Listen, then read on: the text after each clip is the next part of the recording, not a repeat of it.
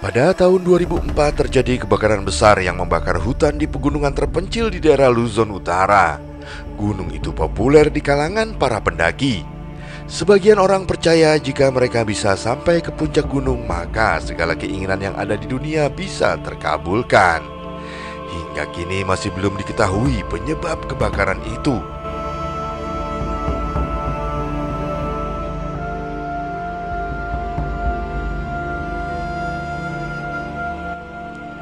Di hutan, seorang pendaki wanita sedang mencari temannya. Dia terlihat ketakutan dan berusaha memanggil-manggil temannya. Ternyata temannya itu sengaja untuk menjahilinya. Tapi tak lama muncul seekor anjing. Anjing itu terus menggonggong ke arah mereka. Anjing itu terlihat bukan seperti anjing liar, tapi juga tak terlihat siapa pemiliknya di sana. Merasa aneh, lalu pendaki lelaki meminta temannya untuk membiarkannya. Mereka tak sadar bahwa ada sosok makhluk yang sedang memperhatikan mereka dari rimbunan semak. Karena dirasa mengganggu dan terlalu berisik, lalu mereka mencoba untuk mengusir anjing itu. Tapi saat mereka menoleh ke belakang, tiba-tiba anjing itu sudah menghilang dan kini pendaki lelaki kembali menghilang lagi. Merasa semuanya sudah tidak lucu lagi, pendaki perempuan itu kemudian berjalan. Namun mendadak ada tetesan darah yang mengenai wajahnya. Dan saat dia melihat ke atas, terlihat tubuh pendaki lelaki tadi sudah berada dalam kondisi yang sangat mengenaskan. Suatu hari di sebuah kampus, kita diperkenalkan kepada Thea, Richie, Mark, Yellow, dan Erika. Kelima sahabat ini sangatlah dekat. Kemanapun mereka pergi selalu bersama-sama. Erika adalah seorang yang sangat religius. Di tengah kesibukannya, dia selalu menyempatkan diri berkunjung ke gereja yang ada di kampus itu. Hari itu adalah hari terakhir mereka sebelum memasuki libur panjang akhir semester. Di kantin kampus, mereka berlima merencanakan sebuah liburan. Karena semua tempat wisata sudah hampir mereka datangi, Yellow mengajukan rencana lain. Dia mengajak mereka ke suatu tempat yang belum pernah dikunjungi. Yellow mengajak mereka untuk melakukan hiking ke tempat ibunya yang ada di sebuah provinsi terpencil. Di sana selain ada tempat untuk camping, juga biasa dikunjungi banyak peziarah. Konon katanya jika mereka bisa mendaki sampai ke puncak gunung, maka setiap permintaan mereka akan dikabulkan. Yellow tahu bahwa Erika sedang mengalami sebuah masalah. Yellow juga mengatakan bahwa di pegunungan itu terdapat gua yang sangat indah. Selain bisa berdoa, mungkin saja setiap doa yang mereka panjatkan bisa dikabulkan lebih cepat di sana. Akhirnya mereka pun sepakat untuk melakukan hiking ke sana. Di rumah, Erika meyakinkan dirinya sebelum berangkat ikut ke pendakian itu, sebab ibunya sedang mengalami sakit yang kronis. Keluarga Erika adalah keluarga sederhana dan tak mampu lagi untuk membawa ibunya ke rumah sakit. Itu sebabnya Erika selalu berdoa setiap saat untuk meminta kesembuhan atas sakit yang diderita ibunya. Akhirnya Erika ikut bersama teman-temannya yang lain. Tujuan Erika sebenarnya bukan hanya untuk liburan, tapi dia tertarik dengan ucapan Yellow tentang permintaan yang bisa terkabulkan jika bisa berhasil mendaki sampai ke puncak gunung itu. Di perjalanan, Richie menceritakan tentang gunung yang mereka tuju. Gunung itu adalah tempat suci yang biasanya para dukun selalu datang ke sana dan juga menjadi tempat bersemayamnya roh yang sakti. Untuk antisipasi, Richie membawa sebuah pistol suar, berjaga-jaga jika mengalami kondisi yang darurat. Selama perjalanan yang jauh dan memakan waktu berjam-jam, tibalah mereka di kaki gunung itu. Sebelum mereka naik ke puncak gunung, mereka harus mendaftar terlebih dahulu. Namun di pos penjaga mereka diberitahukan bahwa ternyata untuk saat ini dilarang bagi para pendaki naik ke gunung tersebut. Penjaga juga mengatakan bahwa pengumumannya sudah diterbitkan 1 bulan lalu. Sayangnya Yellow tidak tahu soal informasi itu. Walaupun mereka memaksa untuk masuk, tapi penjaga tetap melarang demi keselamatan mereka. Thea lalu mencari alternatif lain dengan menyogok penjaga itu. Karena tawaran yang tidak bisa ditolak, akhirnya penjaga pun mengizinkan mereka untuk masuk.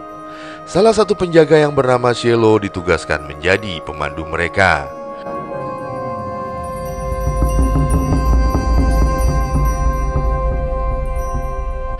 lama kemudian pendakian pun segera dimulai.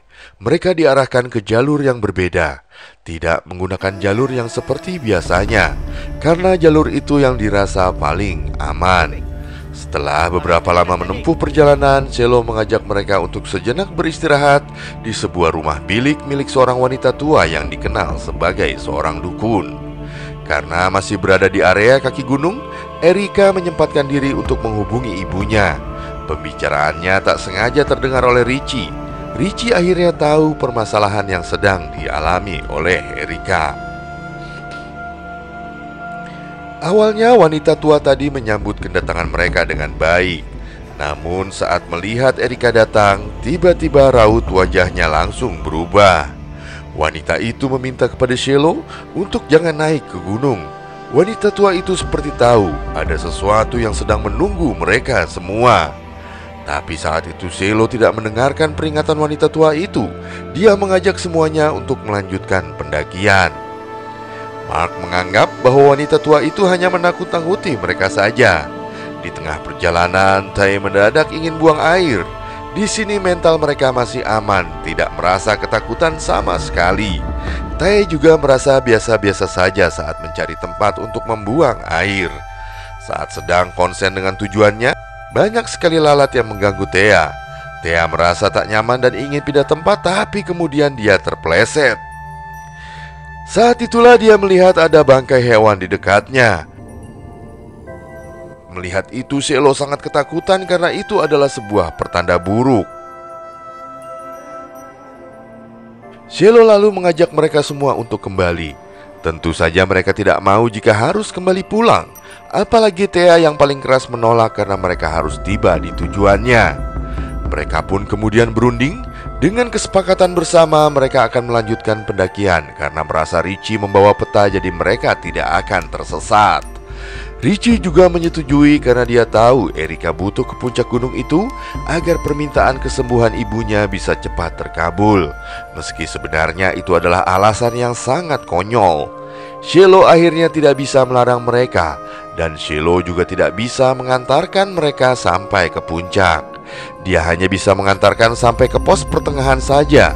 Selanjutnya mereka berlima yang memutuskan dalam pendakian ke puncak.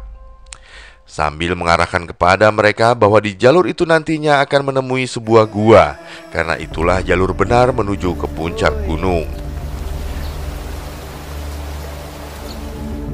Dan tibalah mereka di depan sebuah gua. Banyak bekas jejak pendaki yang pernah melalui jalur tersebut. Mereka berlima harus melalui gua itu karena nantinya akan menempuh jalur selanjutnya setelah melewati gua. Di sini mulailah ada rasa takut di antara mereka karena melihat gua yang sangat gelap. Thea meminta untuk mencari jalan lain, tapi sayang ini hanyalah satu-satunya jalur yang benar jika mereka ingin cepat sampai ke puncak.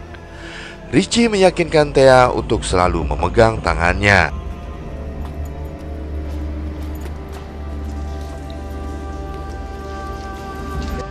Semakin mereka masuk ke dalam gua, jalur semakin menyempit dan sangat gelap. Mulailah terasa ada aura negatif yang mendekati mereka.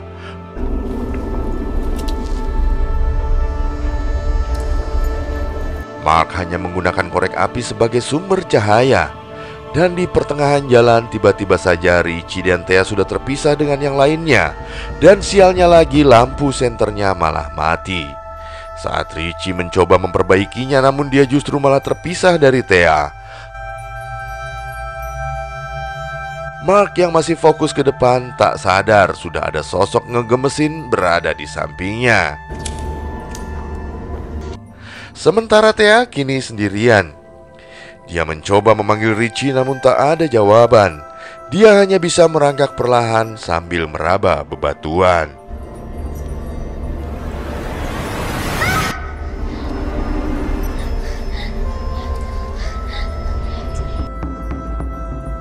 Mark masih sibuk dengan korek apinya, namun tiba-tiba ternyata Erika, Yellow, dan Richie sudah berada di luar gua. Mark dan Thea yang masih terjebak di dalam gua terus berusaha memanggil-manggil Richie.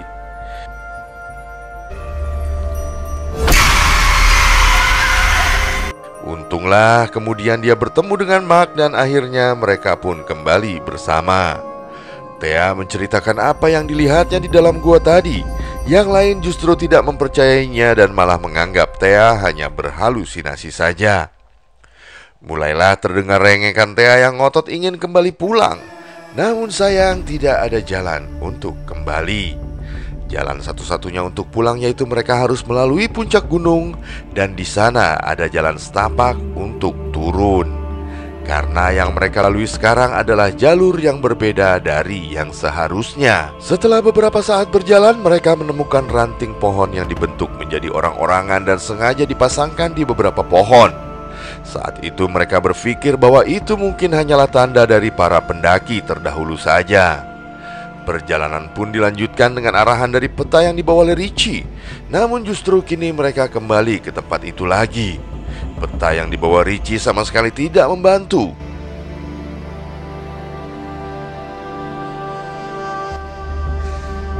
Mereka pun mencoba untuk melanjutkan kembali, tapi kondisi diperparah dengan turunnya hujan yang sangat deras. Mental dan fisik mereka pun diuji. Pikiran-pikiran aneh mulai menyergap.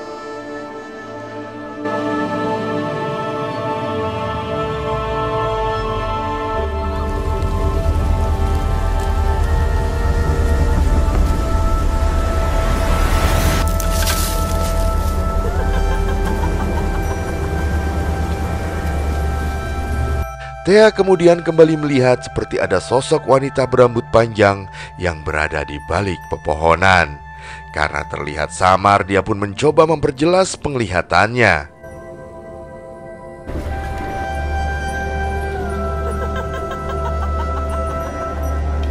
Richie dan Yellow juga melihat adanya sesuatu di sana. Mereka tak sadar sudah terpisah dengan Erika dan terdengar teriakannya. Erika hampir terjatuh terperosok masuk ke dalam jurang.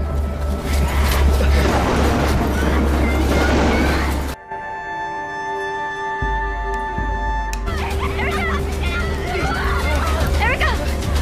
Okay ka lang? Karena sudah tidak mungkin dilanjutkan, mereka memilih mendirikan tenda di sana. Kejadian aneh satu persatu mulai berdatangan. Yellow tiba-tiba saja mengalami demam yang sangat tinggi. Mereka kemudian berbagi tugas. Erika akan menjaga Yellow di tenda, Mark akan pergi mencari air di sungai. Richie tidak membiarkan Mark sendirian ke sungai, dia pun lalu menyusulnya bersama dengan Thea. Namun di perjalanan justru Mark mulai merasa ada sesuatu di telinganya. Awalnya dia mengira cuma serangga, tapi ternyata itu terlihat seperti akar pohon yang panjang tak ada habisnya. Dalam penglihatan Mark, dia seperti terlilit oleh akar pohon yang hidup. Tapi untunglah semuanya kembali normal.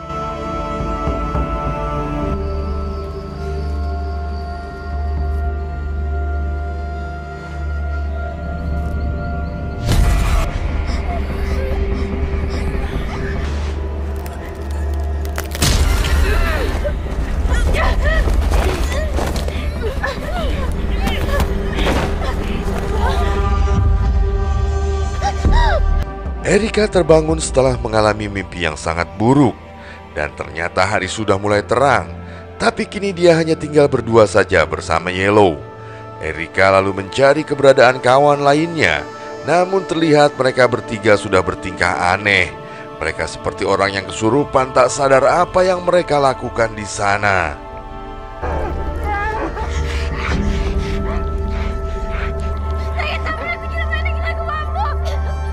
Pendakian itu tak lagi menyenangkan bagi mereka. Dan ternyata kini mereka malah kehilangan Yellow.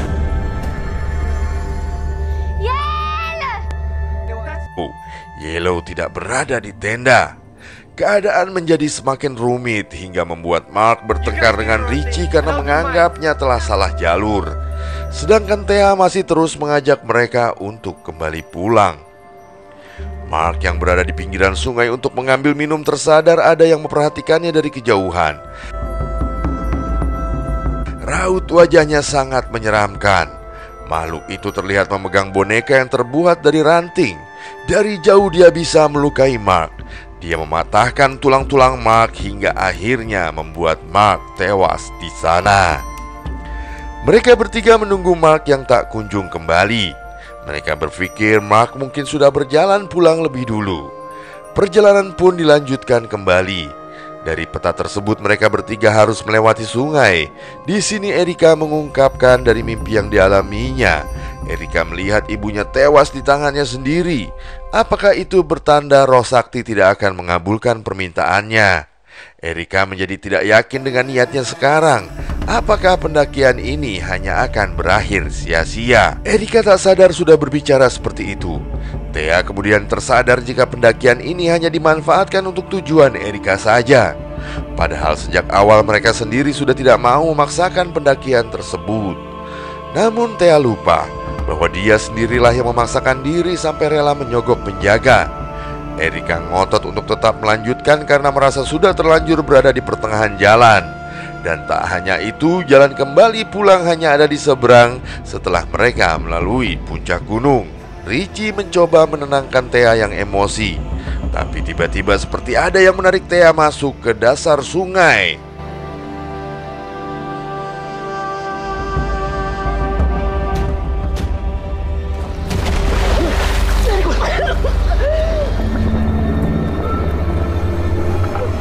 Richie dan Erika segera menolongnya.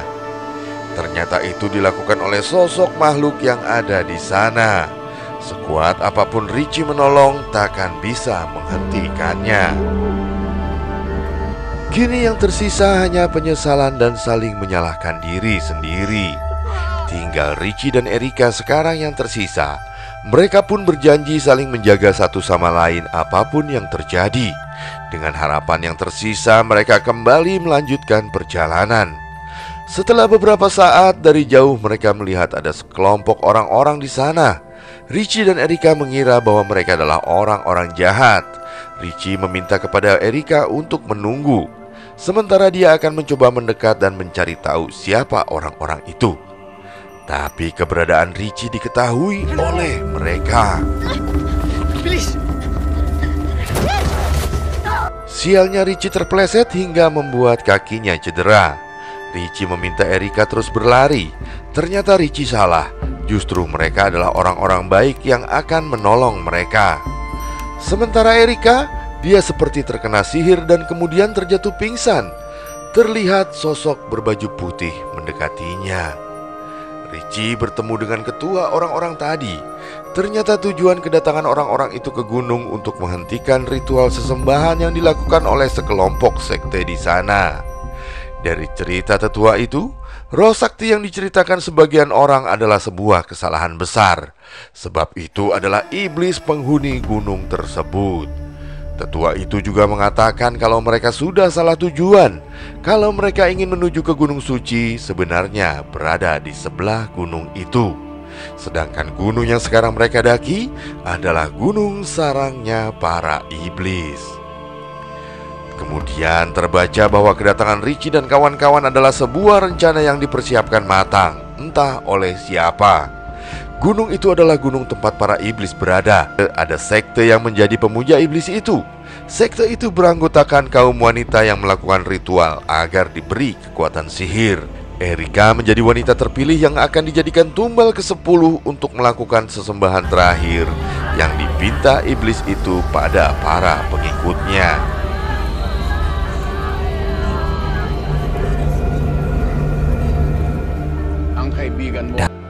Ternyata dalang dibalik semuanya adalah Yellow. Dia adalah salah satu anggota sekte yang kini diberikan gelar sebagai pimpinan sekte karena Yellow mampu membawa wanita seperti Erika untuk dijadikan sesembahan di situ. Tetua kelompok lalu mengumpulkan orang-orang pemberani untuk menggagalkan ritual sesembahan ke-10.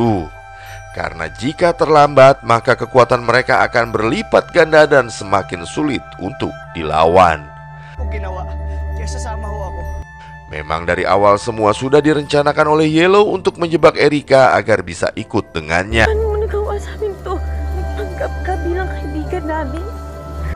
Sampailah pada puncaknya ketika Yellow akan mempersembahkan Erika kepada iblis.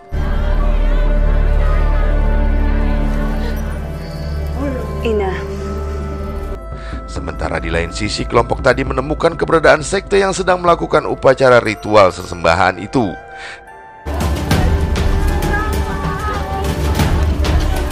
Minukta Limak. Namun ritual tersebut akhirnya berhasil digagalkan. Orang-orang itu pun menyerang dan membasmi para pengikut iblis.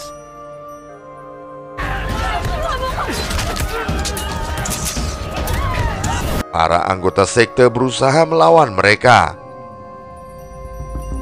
Richie dan Erika berusaha untuk segera melarikan diri, namun tak mudah bagi mereka untuk bisa pergi dari sana. Mereka berdua sudah terkepung dan sekarang bahkan Richie sudah menjadi tawanan. Erika diberikan pilihan jika dia mau bergabung, maka iblis akan menyembuhkan penyakit ibunya dan juga akan membiarkan Richie tetap hidup. Tak hanya itu, Erika nantinya akan diberikan kekuatan sihir yang sangat kuat. Tapi Erika tak mudah percaya begitu saja kepada para pengikut iblis. Dan pada akhirnya Erika memilih membakar Yellow dengan pistol suar milik Richie. Erika.